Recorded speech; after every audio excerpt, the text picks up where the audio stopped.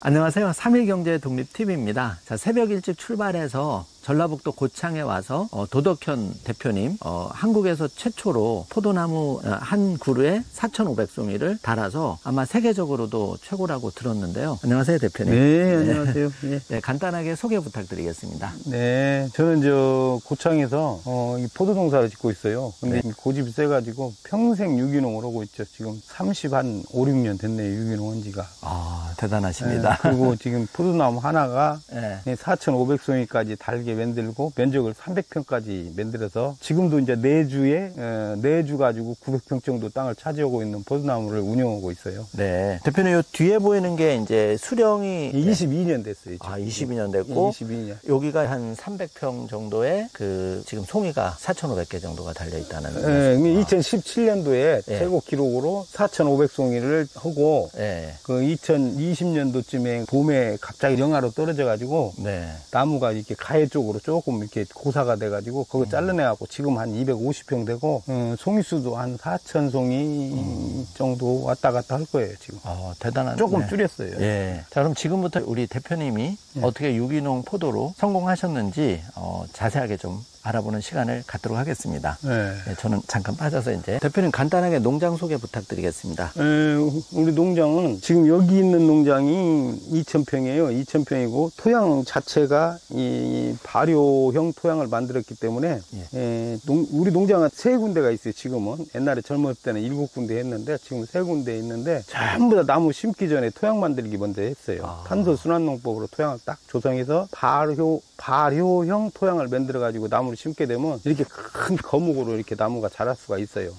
그러면 발효형 토양이라는 거는 어떤 토양을 말씀하시는 건가요? 보통은 일단 이제 네. 토양이 이제 지금 비료나 농약이 찌들어 가지고 오염이 돼 있어요. 오염이 돼 있어 가지고 그것을 그대로 먼 작물을 심게 되면은 이 작물들도 이렇게 오염된 땅에서 나는 작물들은 아프고 막 하기 때문에 뭐 약이나 뭐 이런 걸로만 농사를 지어야 되는데 나는 여기로 와서 보니까 토양이 너무 오염돼 있어 가지고 이게 정상적인 농사를 못 짓겠다 싶어서 이 땅을 예를 들어서 우리가 하루 처음들어 일을 하다 보면 옷에 땀이 묻잖아요. 땀이 묻으면 그 옷을 벗고 다음 날은 새 옷을 입어야 이게 몸이 컨디션이 좋잖아요. 그렇죠. 그런 식으로 나는 땅을 빨았어요.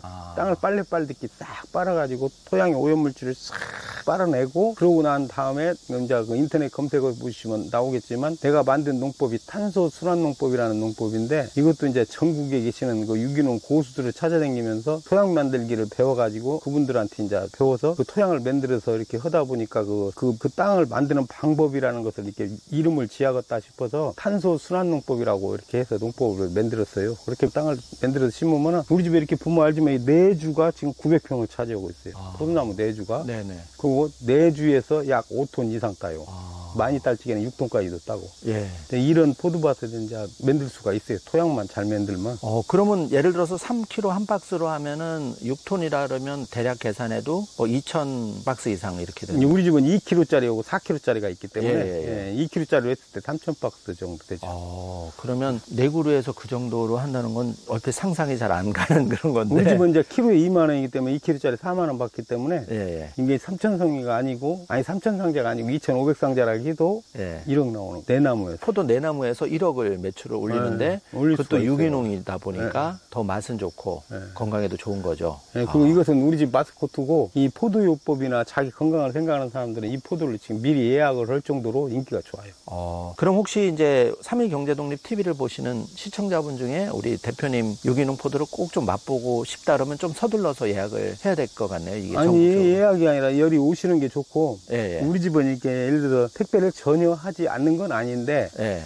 나오고 신뢰가 쌓이고 어느 정도 소통이 되어야 택배를 보내주지 예. 그냥 처음에 전화해갖고 택배로 보내주세요 하면 안 보내요. 왜 그러냐면 이 포도라는 게 좀 이렇게 운반 도중에 터질 수도 있고 직원데 그걸 이해를 안 하고 막 욕하고 막 그런 그렇죠. 분들이 있어요. 그러면 우리가 농사 짓다가 남한테 욕 얻어먹으면 너무 힘들잖아요. 예. 그러니까 그런 것을 미리 찾아내기 위해서 아예 택배를 안 보내요. 하고 이제 내가 택배 보내는 사람은 이제 그분도 나를 신뢰하고 그분도 신뢰해야 보내지 택배는 잘 안 보내요. 그러면 뭐 10년 이상 단골 고객님도 꽤 있으시겠어요?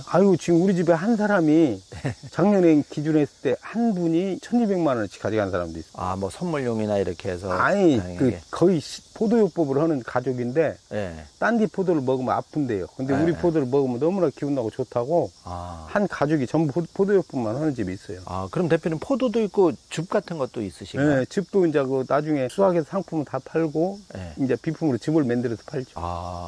어쨌든 좀 서둘러야 될 것 같고 다시 본론으로 돌아와서 그러면 저 포도나무 지금 하나 만드는데 시간이 얼마 걸린 거죠? 22년 됐어요. 22년 정도 된 거고 원래는 이렇게 탄소 그 토양을 안 만들면 저렇게 클 수가 없는 거죠. 그렇죠. 그리고 저렇게 토양을 안 만들면 땅이 오염된 데다가 나무를 심게 되면 우리 사람도 그러잖아요. 친구분들 중에 약도 안 먹고 밥만 먹고도 건강하게 사는 친구들이 있죠. 예. 그 어떤 친구는 날마다 보약 먹고 날마다 약 먹고 날마다 비글비글 하는 친구 있죠. 예. 그런 식으로 몸 자체에 문제가 있으면은 약을 안 먹고는 견디들 못해요. 나무나 무엇이나. 예. 근데 여기는 토양 자체가 그렇게 완벽하게 만들어 가지고 여기서 크기 때문에 이 나무 자체가 건강해요. 네. 건강하기 때문에 균이나 충이 이렇게 들어와서 여기서 서식 올 수 있는 환경이 안 되기 때문에 우리가 약을 안 해줘도 약가 스스로 면역력 가지고 지가 이겨내는 거죠.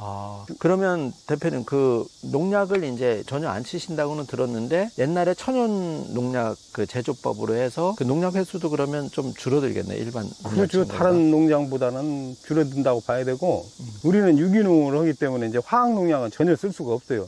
예를 들어서 이 포도에서 소비자가 갔다든지 대한민국에서 이 검증 기관이 있어요. 인증 농산물 검증 기관이 예. 있는데 거기서 1년에 3번에서 4번 정도 그냥 무작위로 검사를 해요. 네. 근데 내 물건이 이제 예를 들어 매장에서 팔고 있으면 자기들이 사다가 검사를 해서 여기서 이제 허용 기준치 이상의 뭐 독극물이 발견이 되면 이 포도를 못 팔게 하는 게 아니고 나한테 벌금도 나오고 이것을 전략은 폐기해야 돼요. 좀 엄격하게 돼 있네요. 아주 엄격하죠. 우리나라에서 최고 엄격한 게 인증제도예요. 어차피 이게 우리 유기농 매니아들은 나오고 이게 거래가 유지된 사람들은 나를 안 믿으면 인증 자체를 안 믿어요. 나를 믿기 때문에 내 거 사 먹는 것이지. 그렇죠, 그렇죠. 예. 예. 아무래도 농산물은 내 몸에 들어가기 때문에 신뢰관계가 제일 중요하다고 제일 생각하고요. 중요하죠. 예.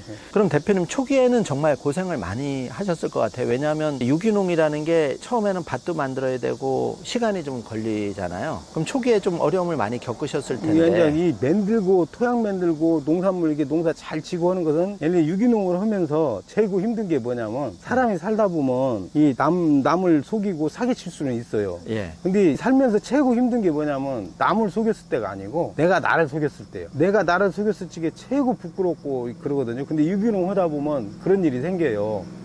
내가 나를 속이면은 우리 가족이 좀 풍요롭게 살 수가 있고 내가 나를 속이지 않고 양심적으로 살면 우리 식구들이 고생을 해야 돼. 예. 그럴 때 이제 갈등이 심했었고 아주 힘들었고 이제 지금은 여유가 있지만 그때 여유 없을 때 이제 같이 고생해준 우리 아들이나 딸, 뭐 우리 안식구 이 사람들이 이제 고생을 많이 했죠. 근데 내가 고집이 세가지고 그런 식으로 지금까지 버텨온 거예요.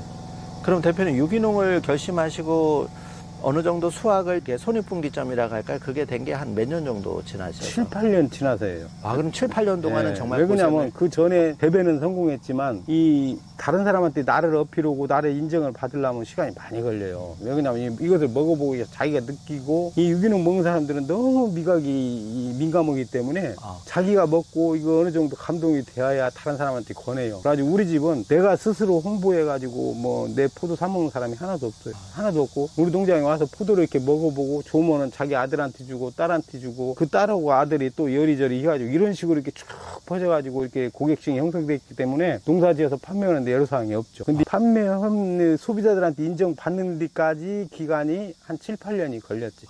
정말 그 농사라는 게 쉽지 않은데 7, 8년을 그냥 소위 말하면 소득 없이 소득 거의 없죠. 예, 그렇게... 왜 그러냐면 이게 인정을 못 받으면 다른 사람들은 이것을 싸게라도 파는데 나는 좀 성격이 좀 그래가지고 싸게 파는 게 아니고 이것을 다 따서 땅에다 도로 돌려줘요. 다 그대로 으깨가지고 땅으로 돌려주면 쉽게 말해서 나가서 인정 못 받고 그럴 바에 차라리 너가 엄마한테 가라 해서 땅에 돌려줘. 이게 그 줄기가 쫙 이렇게 뻗어나간 게 굉장히 신기한데요, 대표님. 이렇게 줄기가 뻗어나가는 데까지도 시간이 좀 걸린 거죠. 그렇죠. 처음에는 이렇게 하나씩 안 심고 네. 처음에는 이렇게 줄 맞춰서 5줄 심었어요. 여기 5줄 심어가지고 여기가 15m인데 5m로 3m에 하나씩 5줄 심었는데 지금은 이제 이렇게 한 줄밖에 안 남았지. 예. 한 줄밖에 안 남았으면서 저기서 여기까지 거리가 지금 한 20m, 한 15m 넘을 거예요. 20m 예. 가까이 될 거예요. 그리고 갑자기 여기가 15m에다 5m 하면 25m에다가 저쪽으로 더 넘어갔으니까 30m까지 키웠어요. 옆으로. 예. 원을 그려서 30m를 만드니까 그 안에 면적이 300평이 넘었지, 옛날. 그 면적이 어떻게 보면 지름이라고 하는 게 이제 30m 잡고 하니까 그냥 300평 정도 나오는 거고, 그러면 거기에도 이 가지가 좀 자연스럽게 나올 수 있게 그렇게 약간 비법이 이게 사람도 마찬가지고 나무도 마찬가지고 자연스러운 건 없고, 나무가 이렇게 크다가 옆에 오고 같이 겹치게 되면 경쟁을 하잖아요. 그러면은 큰 나무가 이기게 돼. 힘이 센 나무가. 그러면 작은 나무들은 거기가 태화가 돼요. 네. 예, 그런 식으로 해서 야가 이제 능력이 좋기 때문에 옆에 나무를 이겨먹고, 옆에 나무는 야네들이 이겨먹으니까 힘을 못 쓰니까 내가 도태를 시켜주고, 그래갖고 이 자리를 확보한 거예요. 그렇게 그 자연의 원리에 따라서 그러죠. 좀 잘 자라는 나무는 좀 더 확장을 해주고, 그런 식으로 관리를 이게 사람으로 얘기하면 일 잘하고 능력이 있으면 일을 더 주고, 일을 못하게 하면 그냥 그 도태시키고, 이게 이 차이죠. 예. 대표님, 궁금한 게 땅이 제일 중요할 것 같은데, 땅을 그러면 이 장만하는 방법 좀 구체적으로 말씀해 주시면 어떨까요? 이게 여기서 지금 땅 만들기를 설명을 하려면 시간이 많이 걸려요. 근데 유튜브 내 이름을 치고 들어가면은 토양 만들기에서 이제 발효형 토양 만들기에서 딱 만들어 놨어요. 탄소 순환농법 하면은 나오거든요. 네. 그렇게 해서 토양을 만들면 되는데, 주재료가 뭐냐면은 탄소질 재료가 엄청 들어가요. 평당 100kg 정도 들어가고, 숯도 평당 한 40kg 들어가요. 탄소질 재료는 따로 그게 있나요? 뭐 쉽게 말해서 뭐 참나무 톱밥, 대나무 톱밥, 예를 들어서 이제 병버섯 배지 있죠. 그것이 좋아요. 나는 그걸 써요. 버섯 배지. 버섯 배지인데 병버섯, 병에다 넣어서 키우는 버섯 배지. 그게 이제 미루나무 톱밥이거든요. 미루나무 톱밥에다가 밀기율이 30% 들어가 있기 때문에, 그것을 땅에다 넣는 순간, 땅 속에다 넣으면 안 되고 땅 위에다 놓는 순간 발효가 일어나요.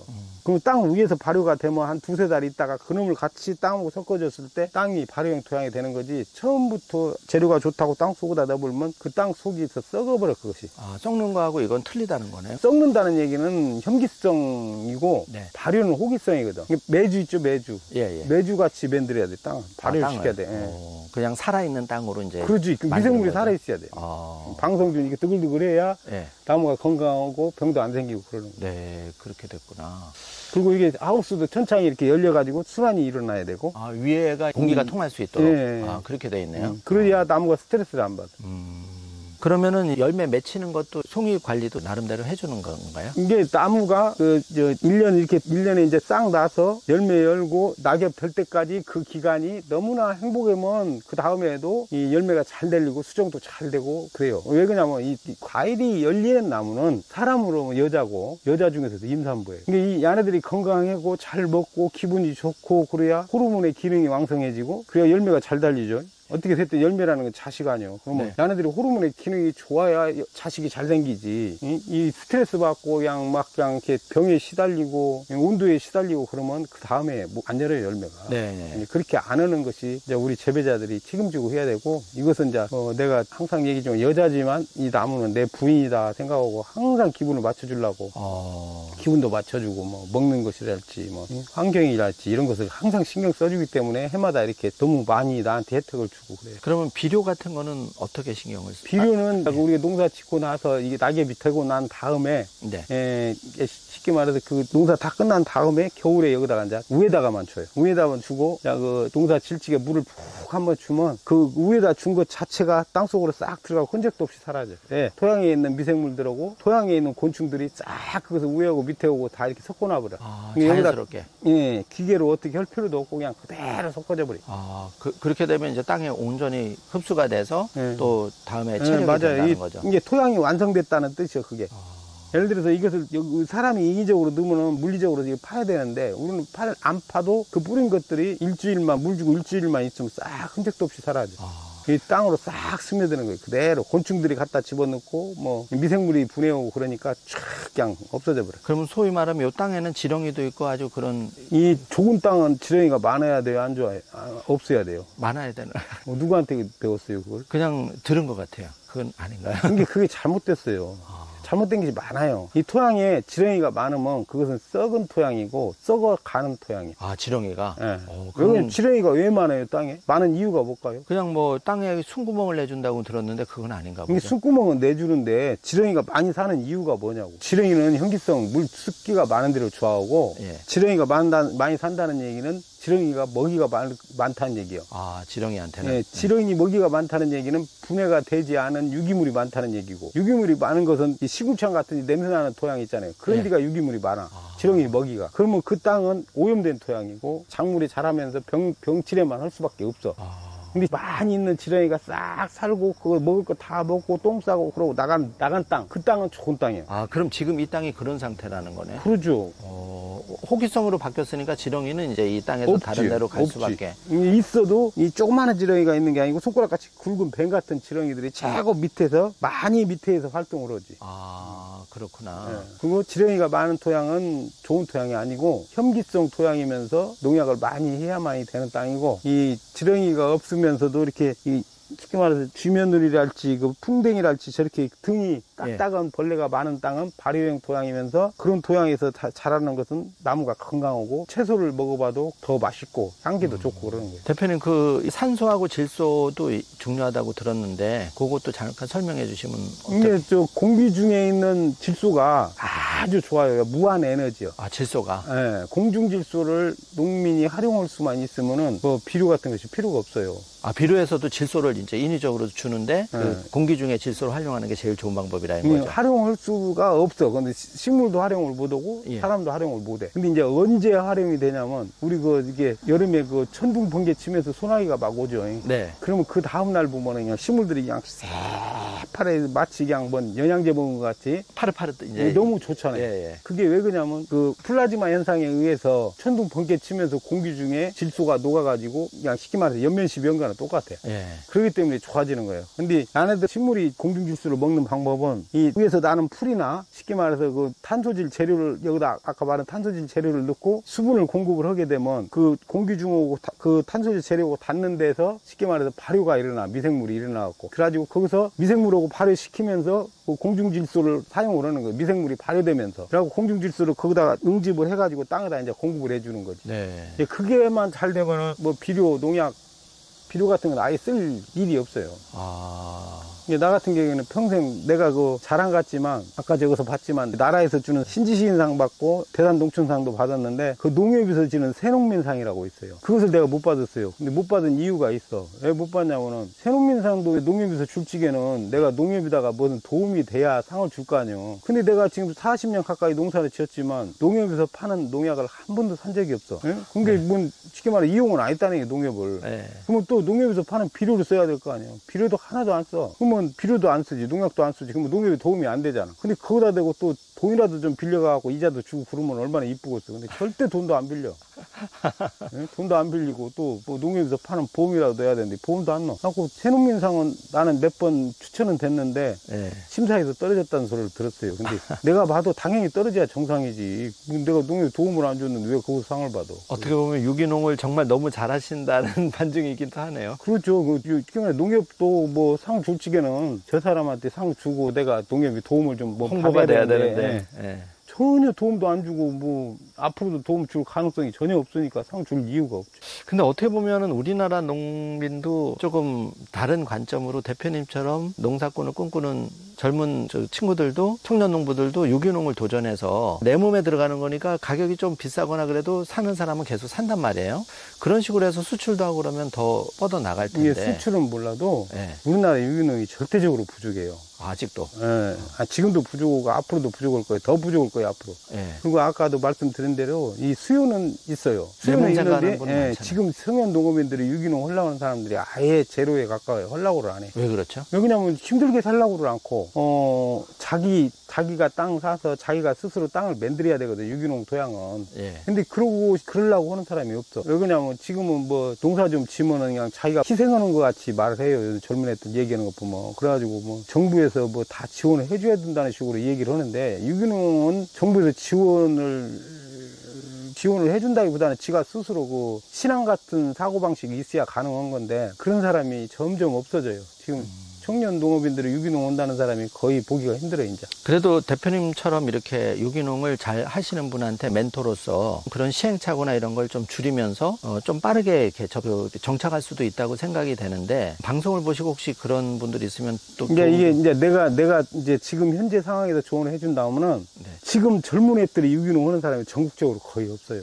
거의 없고, 이제 우리 같이 나이가 60에서 70살, 80살 이렇게 해서 이제 유기농을 하고 있는데, 이 유기농 하신 분들이 젊은 청년 농업인들이 유기농을 바로 할 수 없는 이유가 있어요. 왜 그러냐면 유기농을 바로 시작을 한다고 해서 유기농 인증이 주는 게 아니에요.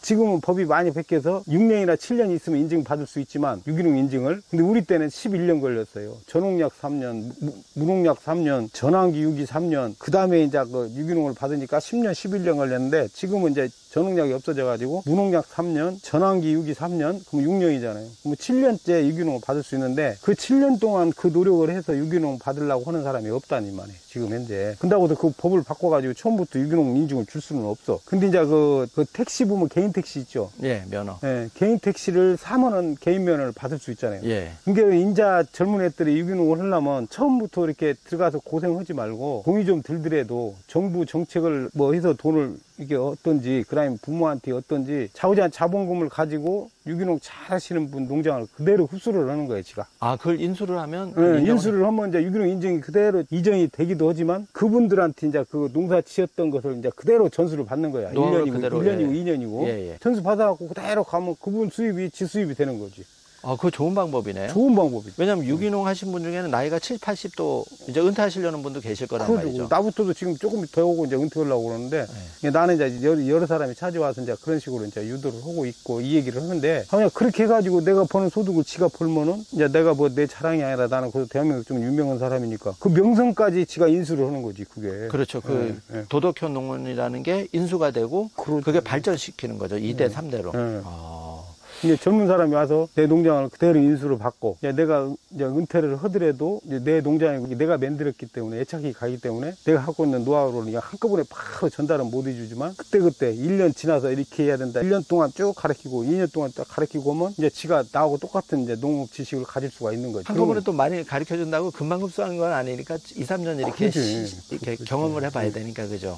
이제 내가 예를 들어서 이제 이 농장을 팔고 어디 멀리 가는 것도 아니고, 여기 옆에서 살면 내 농장 아니어도 내 착심이 있기 때문에 이제 그렇죠. 여기 마음에 드는 애가 와서 좀 이렇게 괜찮은 애가 와서 한다고 그러면은, 이제 뭐 내가 와서 일은 안 해주지만 이 시기에는 이런 일을 해야 되고 이것을 무엇을 해야 된다, 이거 알려줄 수가 있지. 예. 대표는 초기에 잠깐 은행 2개월 다니다 그만두시고 이렇게 농업으로 방향을 트셨다고 들었는데, 예. 그 당시에 한 3, 40년 전에는 은행이 굉장히 좋은 직업이었잖아요. 그러죠. 결혼한다고 뭐 은행원이라면 그냥 이쁜 여자들이 겁났지. 근데 2년도 아니고 2개월 만에 그만두시고 이렇게 농업을 선택한 이유가 있나요? 그때 그 은행에서 무엇을 했냐면 스마일 운동이 한창이었어요, 그때. 예, 예. 스마일 운동을 하는데, 내가 잘생기지도 않고 키도 안 크고 쬐깐하고 이렇게, 근데 그 실습을 나갔는데 뭐 큰 대형 거울 앞에 서서 웃으면서 인사하는 것만 시키더라고. 하고 참 그것도 참 웃으면서 하루 천들하게 인사하는 게 짜증나더라고. 그러지. 그리고 뭐 내 기분하고 상관없이 시키는 대로, 누가 시키는 대로 해야 되고, 그 조직 자체가 너무 싫었어, 나. 그리고 그 한 달에 그때 실습이어서 그런가 그 당시 월급이 12만 원이었는데, 내가 그렇게 벌어갖고 내 인생이 뭔 전혀 변화가 없을 것 같고 안 될 것 같아. 그래서 내 스스로 자유롭게 할 수 있는 일을 찾자 해서 이제 나왔는데, 나는 잘 나온 것 같아. 왜 그러냐면 그 월급을 하루에도 벌어봤으니까, 나와가지고. 와,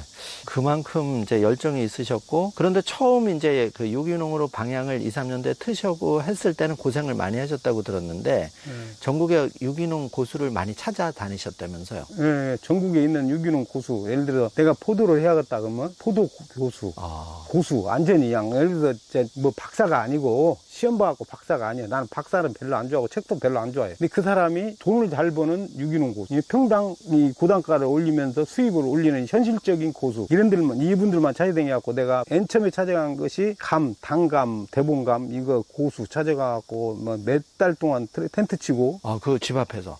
집 앞에다 텐트 치고, 이제 그분 일하러 나가면 뭐 가서 귀찮게도 안 하고, 간밭 앞에다 이렇게 있다가 그분 오시면 따라 들어가갖고 인사드리고, 같이 뭐 그분 이러면 옆에서 심부름도 하고. 그래도 말도 안 해, 처음에는.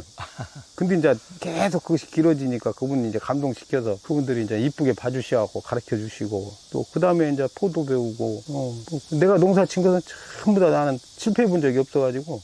그러면 감도 유기농 배우셨고? 감, 이제 그때는 유기농이 아니고 전농약이라 했고, 농약을 딴 사람은 10몇 번씩 치는데, 예. 3번에서 4번, 5번 미만 치고 농사 짓는 법. 이제 그런 거 배운 거죠. 그 유기농 하시는 분들, 고수분들은 어떤 철학이라는 게 있을까요? 어떤 뭐. 아주 쉽게 말해서 나도 마찬가지지만 사회성이 좀 떨어진다고 봐야 돼요. 유기농에 팍 빠져 있는 사람들은 왜냐면 자기만의 그 기준에 딱 빠져 있지 않으면 유기농 못 해. 왜 그러냐면 여기 우리 집에 오시는 그 유기농 아닌 농업인들을 내가 될 수 있으면 안 만나요. 네. 왜 그러냐면 나보다 쉽게 말해서 융통성이 없다 이거예요. 그냥 다른 사람 하는 대로 해서 그냥 팔아먹으면 되지. 무드로 당신은 그렇게 그냥 유기농을 강조하면서 힘들게 사냐. 이런 게 나를 이루어로 오는 사람도 있지만 머릿속이 틀리기 때문에 그 사람들 만나면은 짜증이 나. 그래서 이제 유기농 안 하는 분들은 우리 농장에 될 수 있으면 못 오게 오고, 내가 어저께도 이제 유기농 한다는 분만 교육을 시키고 갔는데 유기농 안 하는 분들로 얘기하면 내가 힘들어.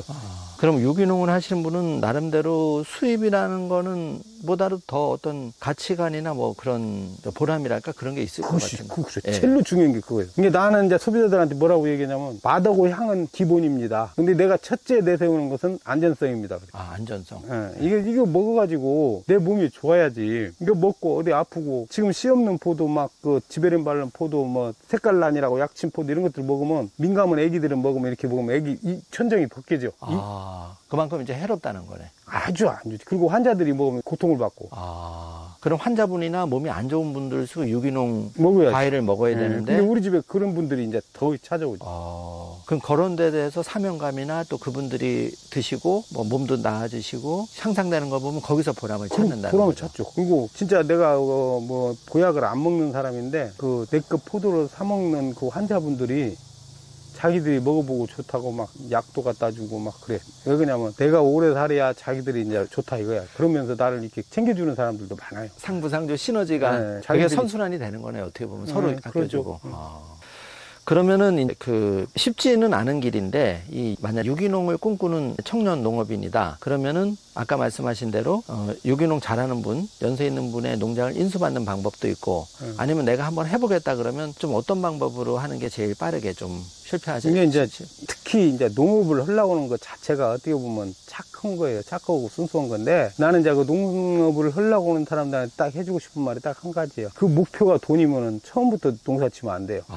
목표가 돈인 사람은 안 되고, 근데 나도 이제 목표가 돈도 돈이지만 이제 농사 지어서 이렇게 먹고 살고 이렇게 돈 좀 못하고 이렇게 살 수 없을 것이다. 이렇게 이제 예를 들어 내 삶을 좀 이렇게 풍요롭게 하면서 내 마음을 평화롭게 하는 게 이게 농사 짓는 길이다 시작을 했는데, 지금은 큰 부자는 아니어도 아무것도 없이 시작한 우리 친구들하고 비교했을 때 그래도 내가 재정적으로나 뭐 여유가 좀 있지 않나 이 생각이 들어요. 왜냐면 노력을 하니까 농사 지어서도 뭐 내가 추구하는 것을 다 행복감을 느끼면서도 경제적인 면도 이렇게 어느 정도 만족을 시킬 수 있겠더라고. 그래서 지금은 어떻게 보면 내가 원했던 것을 다 이룬 농업인이다 이렇게 봐야 되는데, 근데 해서 다른 데 나가서 장사해가지고 돈 많이 번 사람 같이 벌지는 못했지만, 뭐 일단 나는 평생 살면서 더하기만 했어요. 더하기.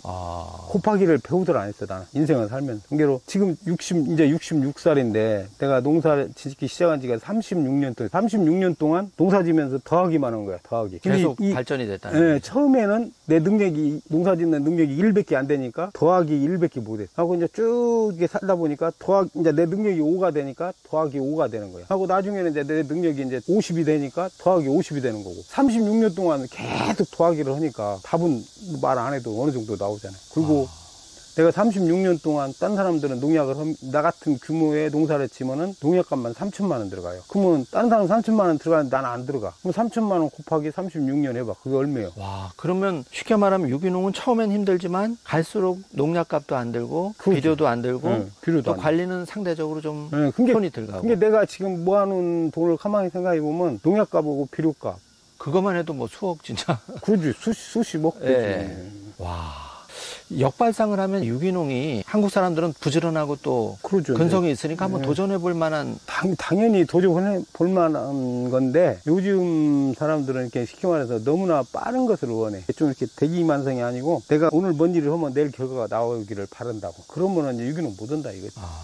이게 이제 아까도 얘기했지만 유기농 해서 이제 먹고 살고 돈 좀 모으려면 대한민국에서 유기농을 하면서 고수분들의 농장을 그대로 인수해서 그분들이 죽기 전까지 그분들의 그 노하우까지 자기가 사다 받으면 그건 자동적으로 젊은 나이에 또 다른 유기농 고수가 생기는 거죠. 6년, 7년 걸릴 거를 2, 3년으로도 단축시킬 수 있다. 가능하죠. 6년, 7년이 아니지. 그 사람이 30년 농사짓 있으면 2, 3년 안에 30년 노하우를 배울 수가 있지. 와, 완전히 이건 꿀팁인데요. 그래, 꿀팁이고, 쉽게 말해서, 그 또 유기농 오랫동안 하신 분들이, 예. 자기가 고생했다 해서 그것을 그냥 막 자기 그 거시기다가 그냥 그것을 플러스 시켜갖고 많이 받으려고 안 해.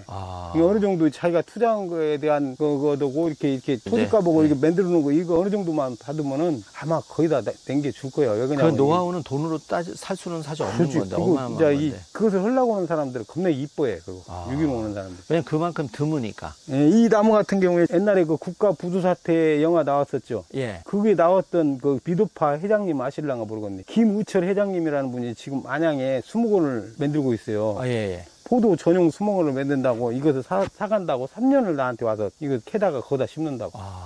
5억 준다 했어, 이 나무 하나. 5억 준다는데 안 파신 거야?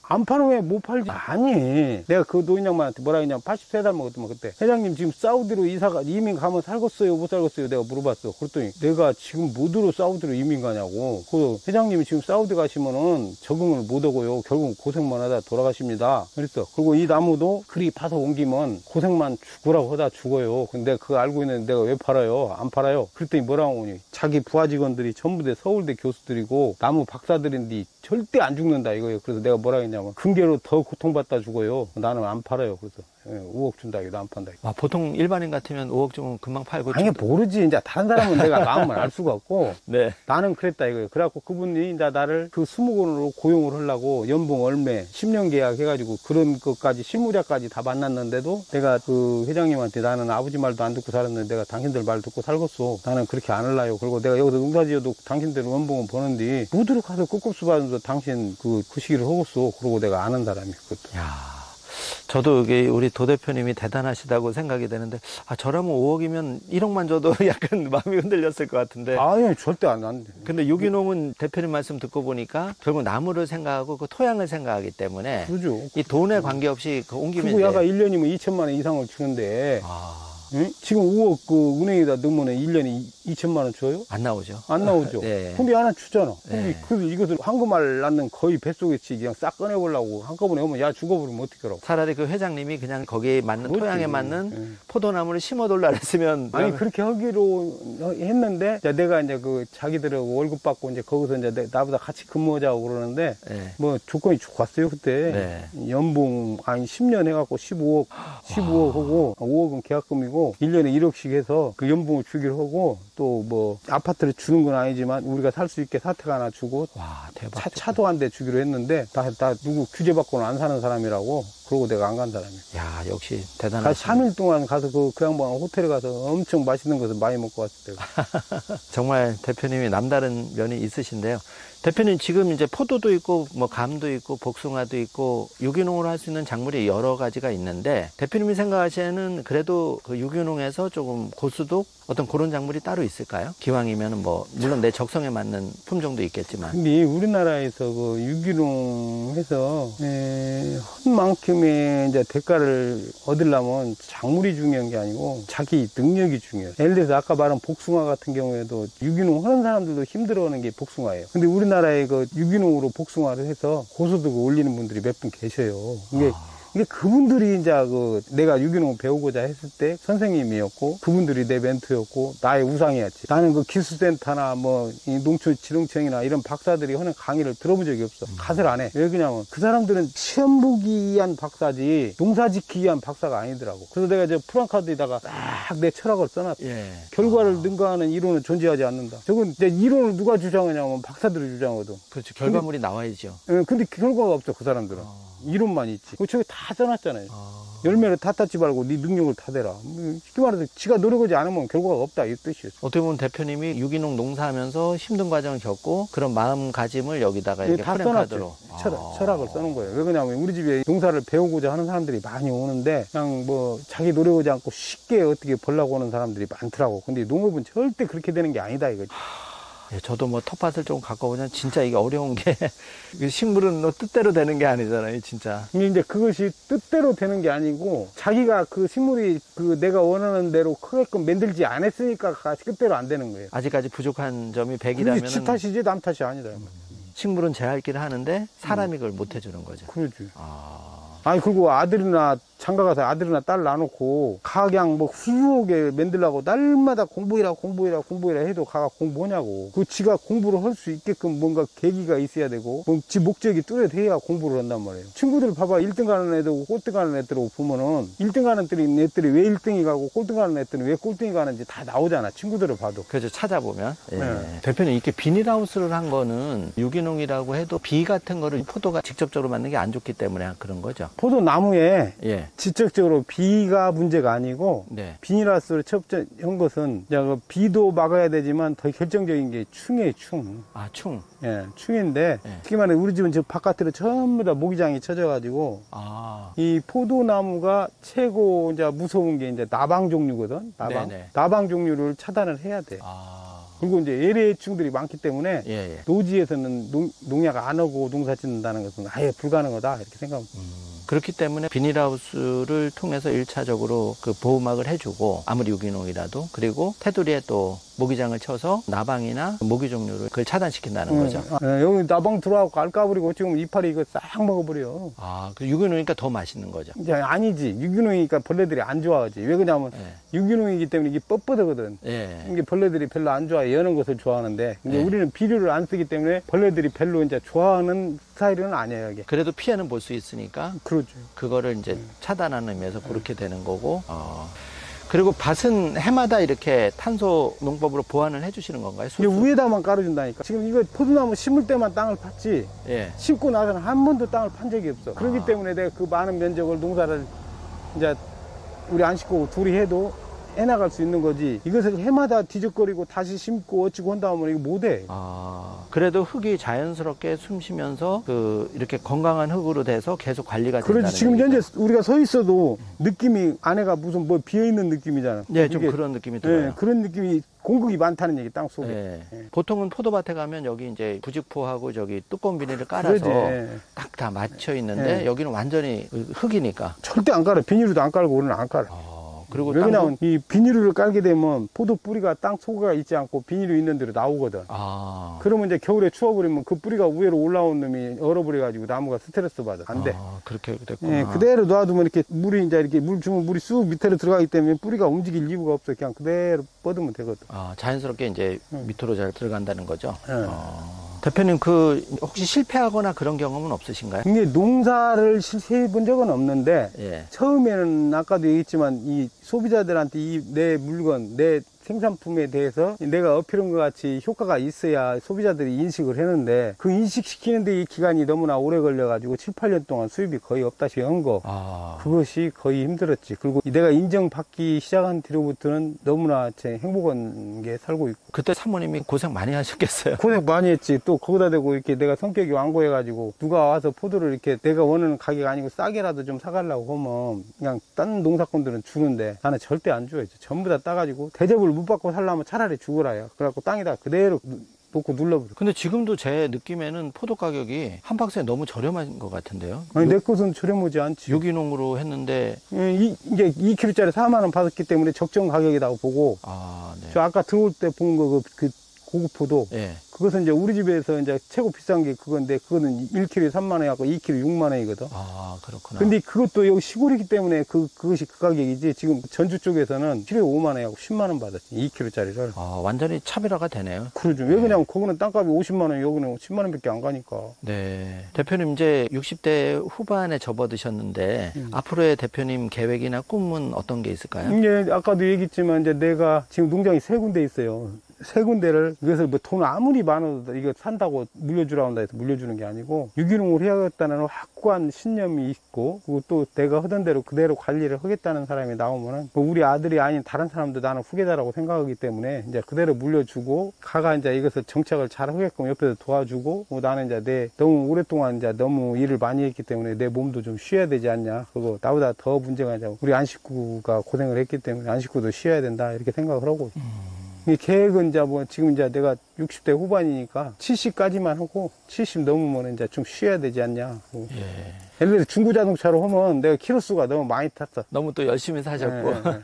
많이 탔어. 그 마지막으로 이제 농사를 꿈꾸거나 귀농귀촌을 생각하거나 또 요즘은 조기 은퇴가 많잖아요. 그런 분들을 위해서 좀 조언을 해주신다면 어떤 게 있을까요? 이게 일단 귀농을 한다고 그러면은 이게 참 이 사람들이 우리 집 찾아와서 얘기하는 사람들 대화를 해보면 너무 나라를 의지하고 뭐 보조 이런 얘기를 하더라고. 근데 그런 사고를 갖고 있으면은 이 농사뿐만이 아니라 뭐 다른 데 나가서 도시에 나가서 무엇을 해도 성공할 확률이 없다고 봐. 나는 이게 믿을 사람은 아무도 없어. 지가 해야 돼. 모든 것이 저한테 달려있어. 그렇기 때문에 각오 단단히 하고 지가 열심히 최선을 다해야겠다 이렇게 생각하면 처음에는 어려울랑가 몰라도 나중에는 이 더하기를 계속 하다 보면 이게 수입이 되더라니까. 내가 지금 36년 동안 더하기만 했더니 지금 부자라니까. 이게 뭐 아주 그냥 큰 사업에서 큰 부자는 아니어도 뭐 여유 있고 우리 친구들을 비교를 해봐도 나는 빚도 하나도 없고 그래도 돈도 얼마 있고 뭐 솔직히 말해서 친구들이 뭐 지금 얘기하면 나는 돈 쓸 데가 없다. 그래요. 여유 있게 얘기를 하는 거예요. 돈 쓸 데가 없다. 대표님, 은행 2개월 다니고 과일 장사 하시다가 포도로 이렇게 뛰어든 직접적인 계기가 있나요? 포도로 처음에 뛰어든 게 아니고 네. 감을 먼저 해가지고 지금 인터넷 들어가서 이렇게 검색해보면 알겠지만은 내가 감 가지고 대한민국에서 이 품평회에 나가가지고 대상을 2번 받은 사람이에요. 아, 감으로? 예. 그러고 나서 이제 포도를 하게 된 동기는 감으로 이렇게 해서 돈을 좀 많이 벌고 있었는데 감이 일할 때만 막 일 많이 하지 일 안 하는 때가 너무 많더라고. 그래서 이제 감 일할 때 일하고 감 일 안 할 때 할 수 있는 게 뭔가 봤더니 포도더라고. 그래가지고 이제 포도를 조금 시작을 했는데 감농장에서는 감농장 이런 시즌이 딱 끝나면 이제 포도 일을 하는 거야. 그런 게 수입이 양쪽에서 1년에 똑같이 나오는 거예요. 많이 나오는 거예요. 그렇죠. 그래가지고 또 이게 또 이렇게 재투자 비율이라고 그러거든. 목표가 100원이잖아. 100원을 만드는데 들어가는 돈이 감 같은 경우에도 한 20%밖에 안 되거든. 이게 80%를 마진인데 포도도 그러더라고. 그래서 아 이거 괜찮다 그러고 이제 이것을 신경을 썼지. 그 짜투리 시간에. 그랬더니 감은 돈은 많이 벌리는데 일이 너무 힘들고 그래서 이제 나이 먹으니까 이제 포도를 자연적으로 돌아오는 거예요. 이것은 이제 일은 안 힘들어요 이게. 그래서 이제 이것을 하는 것이 서서 일을 하고 감은 무거운 것을 그냥 몇천 개씩 들고 다녀야 되고 그러니까. 그래서 이제 감은 그만두고 지금 이것을 하고 있는 거예요. 대표님, 유기농 힘든 과정 중에서 내가 성공하겠구나 이런 느낌이 든 때가 한 몇 년 차 정도의 그런 느낌이. 농사 짓는 것은 내가 한 3년 안에 터득을 했어. 아, 3년 되니까 어느 정도 이제 해나가겠더라고. 이제 쉽게 말해서 누가 가르쳐 주는 사람은 없어도 내가 열정이 많아가지고 그 고수들을 찾아다니면서 그냥 그분들 것을 그대로 흡수를 하다 보니까 여기 와서 응용을 하니까 되더라고. 그래서 아 이거구나 그러고 느끼고 내 농법을 만들어갖고 시작하니까 되더라고. 근데 이제 그것을 농사 지어서 소비자한테 인정받는 데가 7, 8년이 걸리니까 힘들었다 이거지. 예. 혹시 지금이라도 저 포도나무 한 예전에 이렇게 오래전에 5억이었으니까 지금 10억 주고 저거를 누가 산다고 하면 대표님 지금은 똑같은 대답을 안 하시... 팔아요. 안 팔아요. 왜 그러냐면 이 나무가 평생에 내가 만든 작품일 수도 있고 내 혼이 깃들여져 있는데 이것이 여기서 어떻게 보면 내가 그때 그 사고 나갖고 이 기계에 끼어가지고 부러져갖고 수술해가지고 의사가 뭐라 했냐면 못 깨어나고 죽을 수도 있습니다. 그는 내가 우리 안식구한테 유언을 뭐라 했냐면 다 화장해서 여기다 뿌리라고 했어. 여기다 뿌려가지고 내가 여기서 포도나무에 흡수돼가지고 포도나무하고 같이 살고 싶다 그랬어. 그 정도로 이 애착이 있고 정말 나의 그 어떤 역사네 한마디로. 네. 그리고 아까도 얘기했지만 돈이 목표였으면은 농사 안 짓는다니까 딴 거지. 그러니까 나만의 유기농법에 대한 신념과 그런 게 있기 때문에 그걸 하는 거죠, 그죠? 그렇지, 그렇지. 나 나름대로 그래도 보람도 있고 나는 그래도 아픈 사람들한테나 거시기는 사람들한테 돈은 받고 팔지만은 그래도 그 사람들 건강에 일조를 했다 이런 생각으로 이렇게 하는 것이지. 이 목적이 돈이었으면 이거 나무도 팔아버리고 뭐 다 그지. 근데 이거 지금 땅까지 다 인수해도 이거 10억이면 돼. 이게. 10억이면 돼. 근데 10억만 가지면은 나는 추워. 근데 이놈 하나를 10억 죽게 파시면 안 팔아. 그 정도로 저 포도나무 하나에 모든 게 녹아있기 때문에. 여기에 다 내가 이제 에너지가 지금까지 다 담겨 있기도 하지만 다음 세대가 이것을 이어갈 수 있게끔 하려면 이거 하나에 10억이 아니고 이 땅까지 다 해서 10억이라도 나는 주겠다. 이런 뜻이지. 이것을 돈으로만 생각하면 안 굴지. 한 나무 다 팔 수 있는데. 정말 그런 후계자가 대한민국에서 좀 나왔으면 이 뭐 작은 채널이지만 방송을 보시고 혹시 그런 분이 도전을 해보고 싶은 분이 있다면은. 도전이 아니고 땅 짓고 헤엄치기고 예를 들어서 자기가 능력만 된다면 이것이 이 가치가 떨어지는 게 아니오. 그렇죠. 응? 떨어지는 게 아니고 지가 이것을 하게 되면 내 명성을 그대로 이어가면은 가치가 더 올라가는 거야. 외국에도 이런 포도나무가 없어요. 없어요? 뭐 예를 들어서 와인의 종주국이라고 할 수 있는 뭐 이탈리아나 우리나라나 이런 데도 저렇게 없어요. 포도나무가 그 없죠. 더 쬐깐 놈만 있고 일본에가 이제 내 거보다 좀 적은 놈이 있는데 일본에 있는 것도 의미가 없어. 왜 그러냐면 이게 1등이고 저가 2등, 3등, 4등 다 3,000송이 뭐 이러니까. 뭐 독보적이라고 할 수가 있는데 아까도 한번 잠깐 여쭤봤는데 저 나무 하나를 해서 300평을 해서 뭐 6톤을 생산하는 것과 그냥 똑같은 300평에 뭐 그 포도나무를 한 50그루나 100그루 심어서 똑같이 6톤을 생산한 게 결과적으로는 어떤 차이점이 있을까요? 근데 이게 아까도 얘기했지만 이 포도나무는 쉽게 말해서 행복하게 자라야 돼. 행복하게. 그리고 이파리를 보면 건강한 이파리는 이렇게 우물인 같이 이렇게 생겨가지고 하늘을 향하고 있어야 돼. 그리고 만져보면 뭐 두꺼운 종이 만지는 것 같이 돼야 되고. 예, 두툼하네요. 예, 그렇게 만들어야 이 포도가 맛있고 향도 좋고 영양가가 있는 거지. 예. 그냥 호박잎 같이 크면서 간을 달았고 뒤로 뒤집어진 이파리는 사람으로 하면 노숙자나 똑같은 거예요. 뭔 이파리든지 안으로 굽으면서 하늘을 봐야 돼. 예. 이게 우리 이파리는 작고 두껍잖아요. 그러네요. 근데 이 포도나무가 만들었을 때 최고의 영양가가 있는 거지. 사람이 여기다가 약 바르고 씨 없애고 크게 만들고 때깔 좋게 나게 하고 하는 일이 약치고 하는 것은 그 맛을 만드는 게 아니고 독국물을 만드는 거나 똑같아.